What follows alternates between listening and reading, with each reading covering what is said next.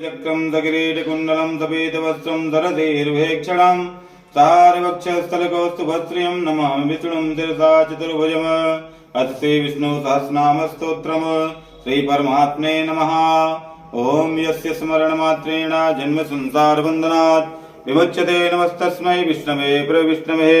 वैशम्पायनुवाच श्रुत्वा धर्मानुशेषेण पावनानि च सर्वथा युधिष्ठिरः शान्तनवं पुनरेवाभिभाषता।